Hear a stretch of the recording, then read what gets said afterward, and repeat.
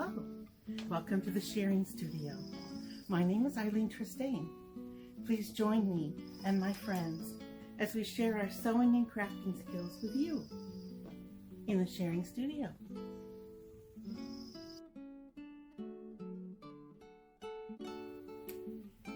In the 19th century, most children didn't have store-bought toys and games to play with unless their family was very wealthy.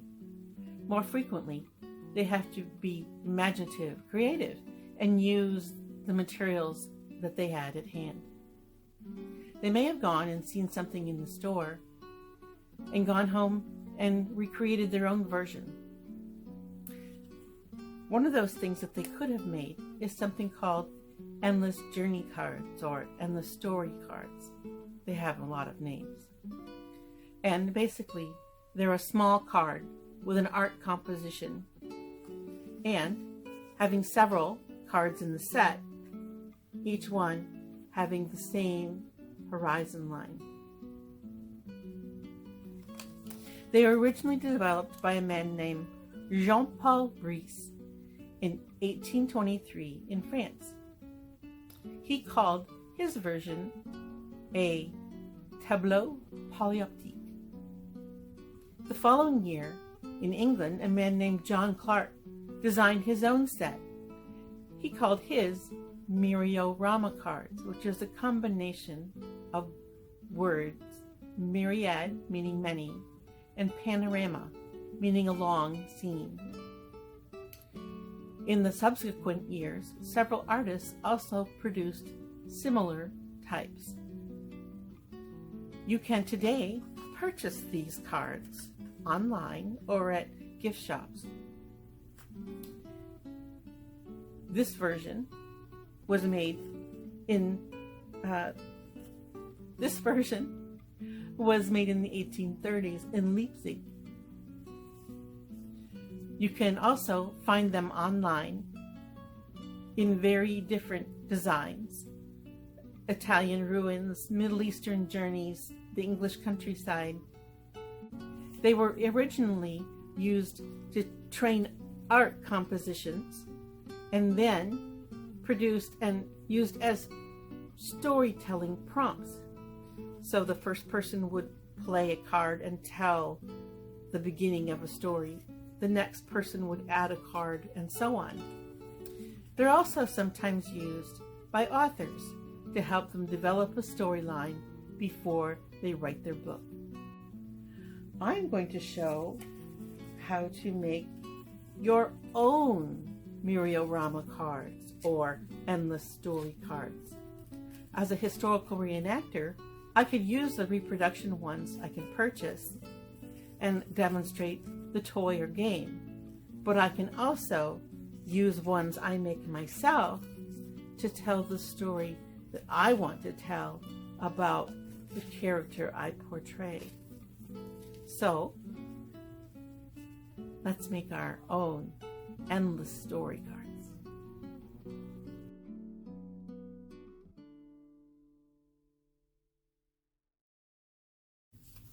These are cards made on a heavy cardstock, and each card is an individual landscape,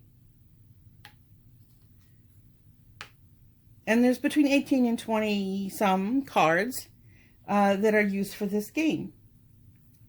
So each one individual, many of them, and they all slide together to make one long panoramic picture. The game is played by a storyteller, single storyteller, or a group of people. They start with the first card. So perhaps we're setting off on a journey, and they would tell a little bit about going on the journey. And then the next card is played either by the storyteller or one of the other people playing the game. And as you can see, the storyline continues with all the horizons lining up. And the second card is played with a continuation of the story of the first card. And then the next card is added and becomes a continuation of the previous cards. And it continues through the entire deck of cards.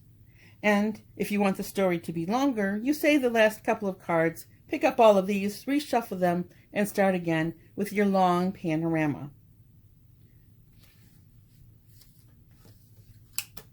So these cards are purchasable on the internet in several different places, and they are a reproduction of an 1830s version of the Endless Landscape.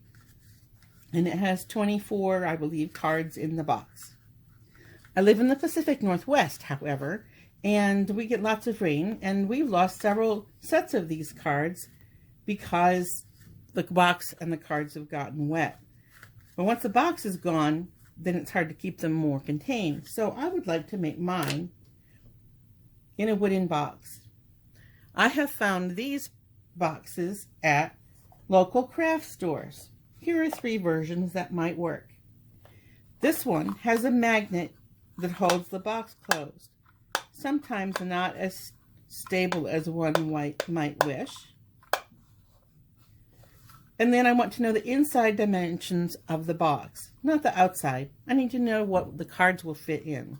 So these cards need to have a little bit of space around the outside of the card in the box. So the interior of this box is a 4x2 inch size. That's kind of a big card. But if you're going to be showing a large group of people, then it might be easier for the cards to be large. You could cut them in half and have cards that are half that size, and then they're difficult to see. Also, a card that's 4x2 is a lot of space to color, so it might be good to do a watercolor instead.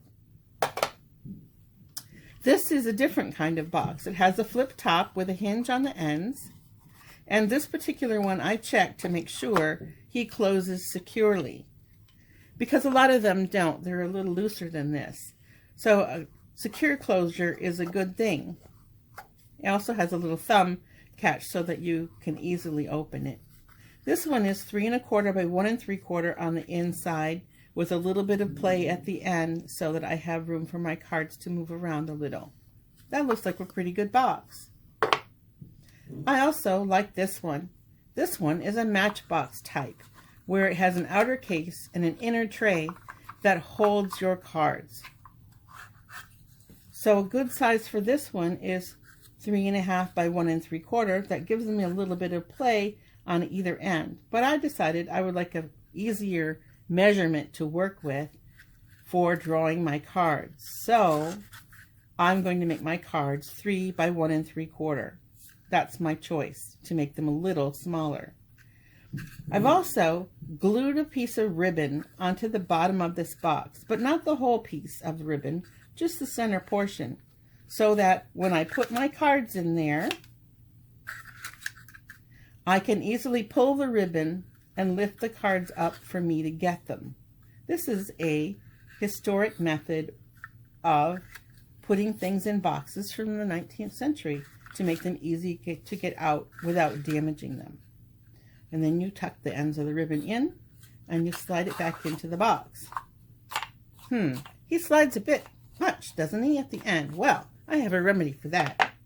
Here, this one, I made a paper band for it out of a period correct print that slides closely enough over the box to hold it closed, just in case there's a little bit of a bump in my bag or whatever I'm carrying it in.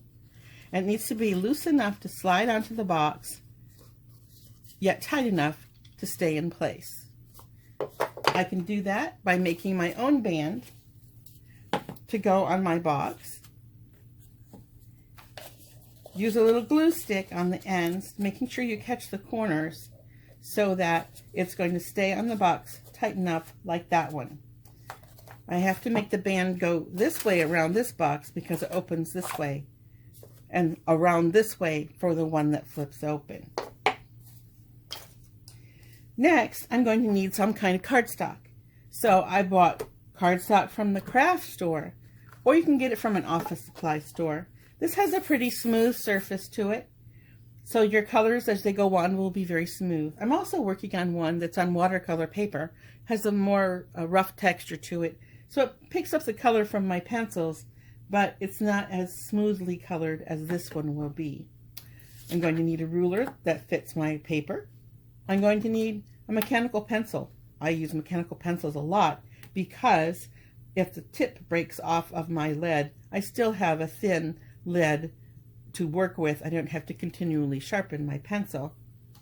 You're going to need some kind of a fine point waterproof marker.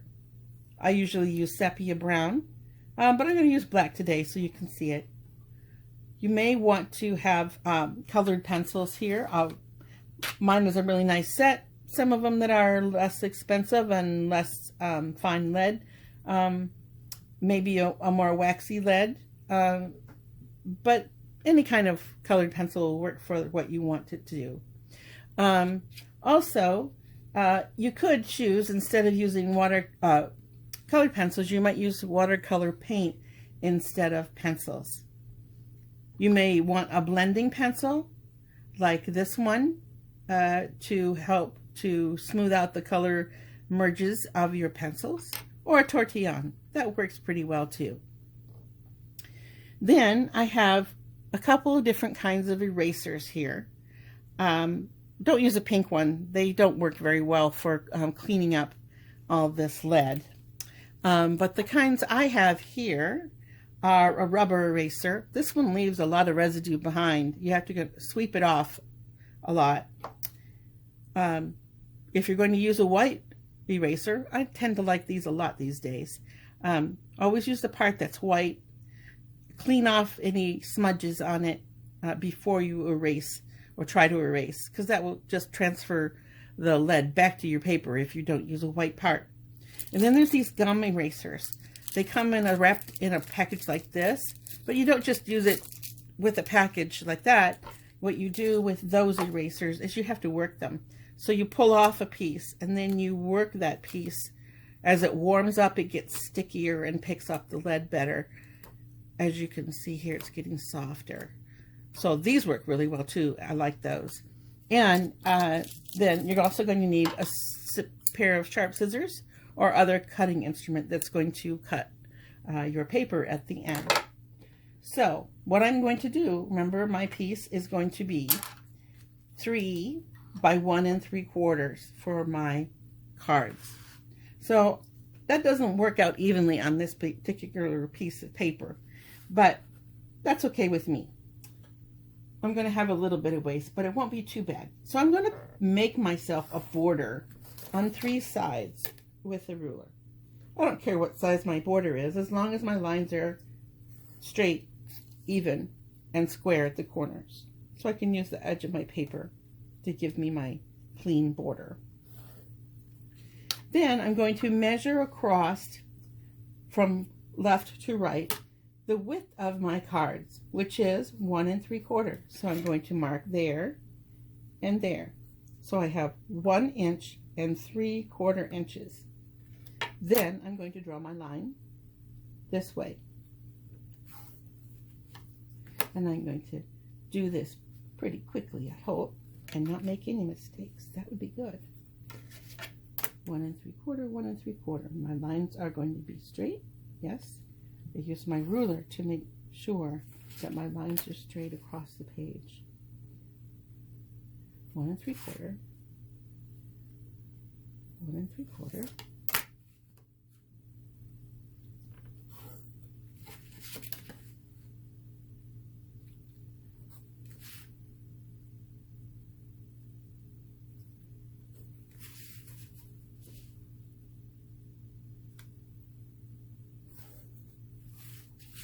And the last one.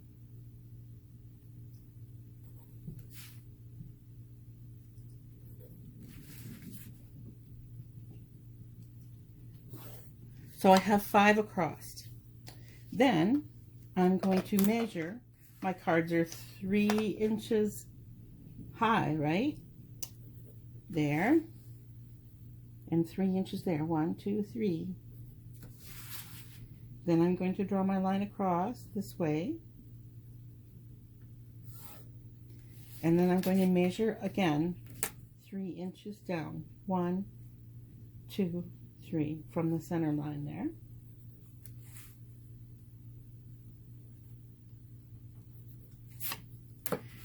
Draw this line here.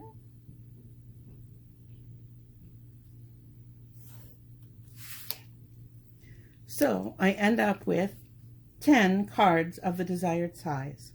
All of the rest of this along the outside of that space is waste,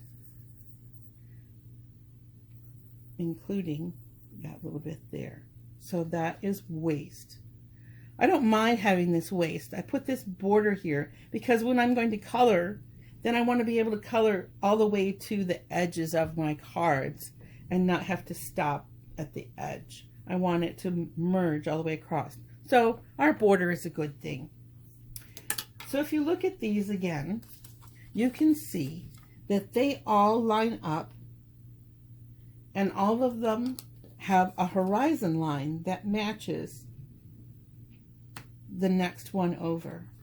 So here's a horizon line, here's a horizon line, here's a horizon line, and there's another, and there's also down here. And the blues in the sky and theirs all line up, and they've done the yellow across here on all of them. I'm going to start out with only 2 horizon lines and figure out how to add some other details that are going to work as I go along. But you also need to have some horizon lines. Start with 2, just 2, because any more than that gets confusing until you've had some more practice. So I'm going to divide my cards that are 3 inches high and 1 3/4 inch wide with 2 horizon lines. I chose 3 inches because then I can give 2 inches of sky and 1 inch of the land. So to do that, I will have counted down 2 inches from this line here and drawn my mark and drawn a line across. And then I decided to divide my land areas at 3/8, leaving 5/8 at the bottom. So I'm going to count 3/8, 1, 2, 3, 8, and make a line, and 1, 2, 3, 8 to make my line there.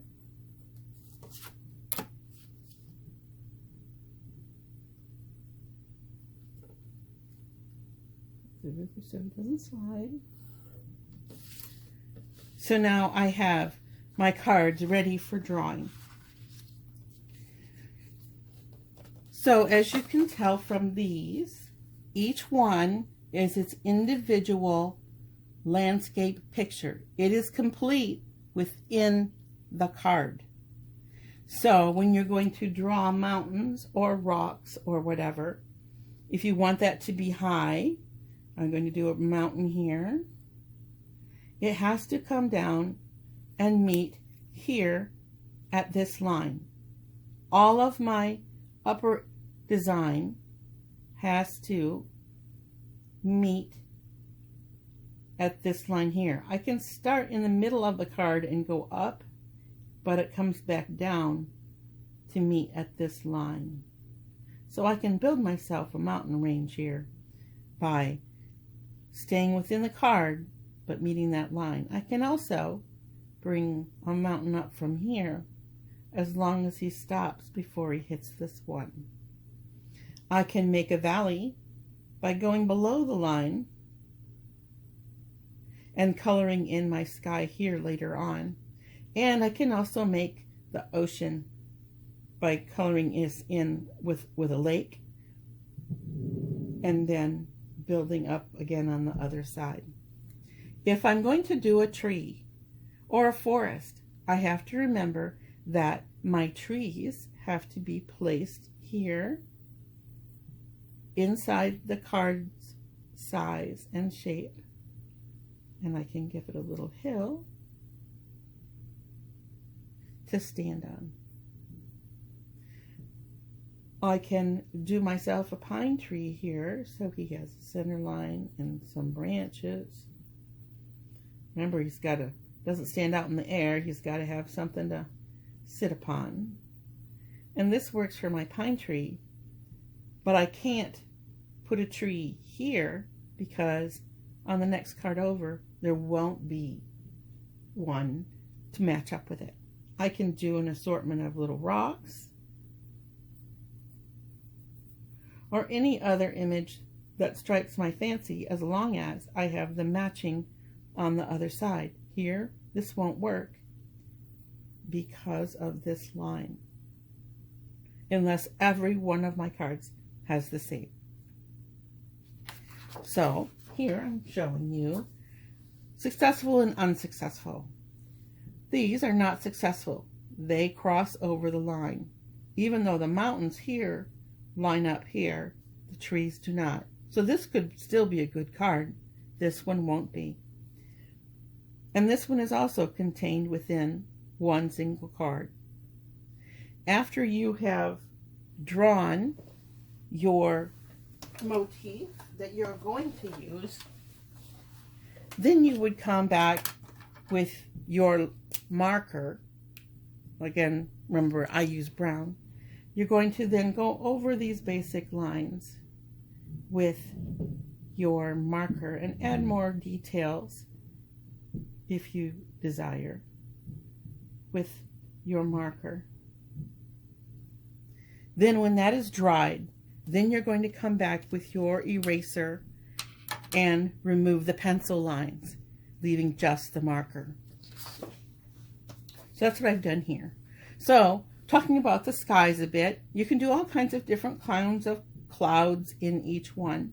But again, making sure that your cloud types do not cross over from one space to the other. When you get to the line, it needs to be smooth, but you can do clouds, clouds, clouds of all sorts of wonderful types. And you might want to enhance the clouds with some gray to give them some more shading. You can do sunrises and sunsets all within the space. You can do close-ups like a flower. You can do long distance things like a mountain. So here I have that project I was telling you about. This one's done on the watercolor paper. And now I've made it so I can tell all kinds of fun stories. I have hot sunny days. I have an orchard. I have a cabin to live in. I can be going across the Oregon Trail and talk about the things I saw on the trail. Did I see a fort? Did I see a buffalo? Did we go all the way to the ocean and did we see a sea lion and a big ship or a breaching whale? I can make all kinds of disaster things happen, like electrical storms and tornadoes on the prairie and crossing past Mount St. Helens that's erupting. So I can adapt the story with my own cards to tell what I want. When I'm completely finished, which coloring with watercolor takes me some time to do, with the pencils, to do it one at a time. I finish each individual picture. When I'm finished, then I'm going to spray it with a fixative that will make it so that handling them won't make the colors rub off and maybe protect them from a little bit of moisture. So if I'm doing my clouds here with my blue, then I'm going to maybe come back later on with the blending pencil or the Tortillon to shade my colors in. Here I've done a little bit that needs a little bit of smoothing out. So I'm going to use my blender to make those colors merge in nicely, which is really helpful if you're using more than one shade of pencil. You should be certain that if you're doing a sky, then the same color sky goes all the way across the top of your cards. You should also make sure that the bottom line has the same color across all of the cards. And if you decide you're going to add shrubbery or greenery or grass or just plain brown ground, that every one of your cards has some of that color at the cross lines. When I'm all done, then I'm going to cut them apart. I'll probably use a rotary cutter, but some sharp scissors will do the job. And then I can tell the story that I want to tell. I hope you have a fun time making your own Myriorama cards.